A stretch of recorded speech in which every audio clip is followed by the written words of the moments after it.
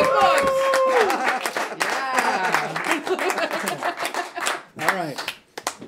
So we're going to talk some Aquaman. Yes, we are. Aquaman, he recently died, came back to life. Before that, he had been reincarnated as some kind of squid creature. The point is this that... before the reboot? This is before the reboot. Well, we're talking about the reboot now. Well, now what they've done is they've rebooted him, right? Okay. And they jump right in again, and they have this new storyline where he's with his wife, and he's encountering these new creatures that are coming up from sort of like the bottom of the ocean, and basically you jump right in. And, they are damn scary, too. And also, I must mention that they reference the fact that Aquaman is not taken seriously by the public. And they incorporate that into the people who encounter him in the story. And let me just say, this is the best art, I think, except for Jim Aparo, this is the best art I've ever seen in an Aquaman comic. And I'm not usually a big fan of Geoff Johns, but surprisingly, this is actually a good story. I thought the art was very good, actually. The art was amazing. Out of all the books, I thought Aquaman art. The art was very Alan Davis. Alan Davis was a very classic artist. It's a very classic comic book, which if you're going to do Aquaman, you should do very classic comic book artwork, almost like Superman or Batman or Wonder Woman or Spidey or he's whoever. He's a 60-year-old It's very, very classic.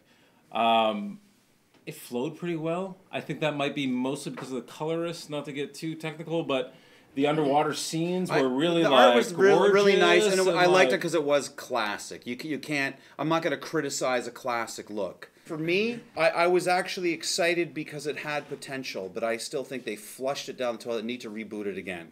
Why is that? Why is that? Because I don't think it's necessary, number one. If the comic book writer felt that, well, you know, this imaginary character isn't taken seriously as a comic book, then put a little note to the readers and say, dear readers, we know that, you know, this guy that swims around isn't taken seriously, blah, blah, blah. We're going to change all that. This is me. I don't know if this has ever been done before on this show. Yeah. I'm going to rewrite it for you in 1 minute. Take Aquaman, put him in his damn element, okay? Have all the bad guys you want. The guy never sees the light of human existence. That world takes place in the under the water, and that's it. I don't need him out here eating French fries at a seafood restaurant. I don't care. I don't care if he saves a bank, like bank robbery. Oh, we'll take it from here. Thanks for saving the day, guy. Like, come on, it's please. Oh, look at that guy. He just stopped a freaking armored truck with his hands. Now, I'm not impressed. I'm not impressed with that. Please, sometimes a superhero that's not taken seriously on land should stay underwater and deal with their own problems. Yeah. Like, you know, we should have separate fountains. Why not? For people who live underwater. I believe so. Yes, absolutely. Okay.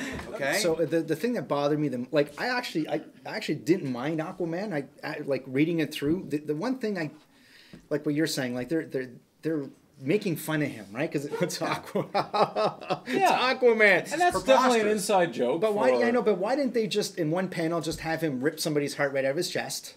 Like, just pull it right out and be like, who's laughing now, bitch? Then he'll be hated. Then he'll you know what I'm saying? Unloved. Well, but I mean, but he's it's that still powerful. Aquaman. I mean, the guy is he's kind the king of the ruler Atlantis. of the world. He's a king of Atlantis. But that's always been the issue. He's always had a problem are. because he's not. What are you doing out of the water? Like, you know, and then he's going to get a whale to help us out.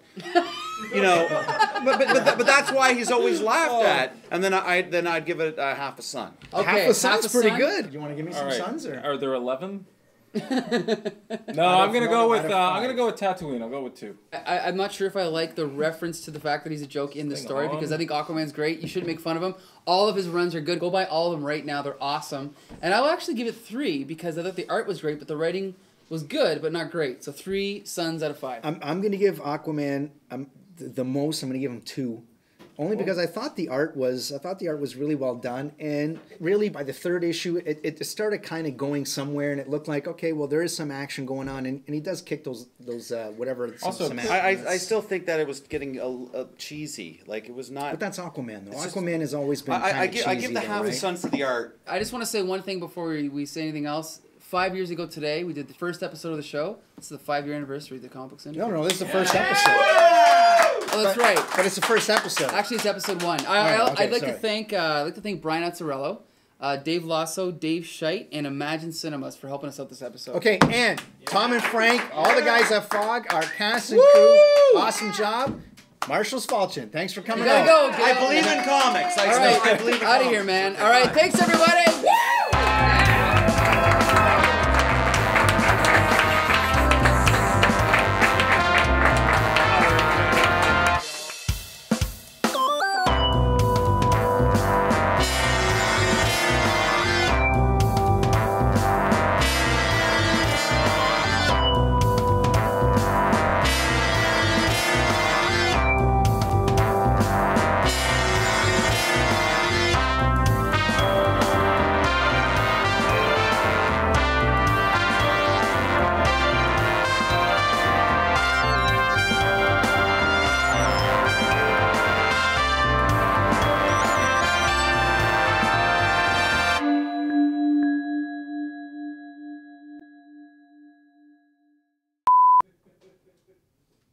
George, you're in the shot.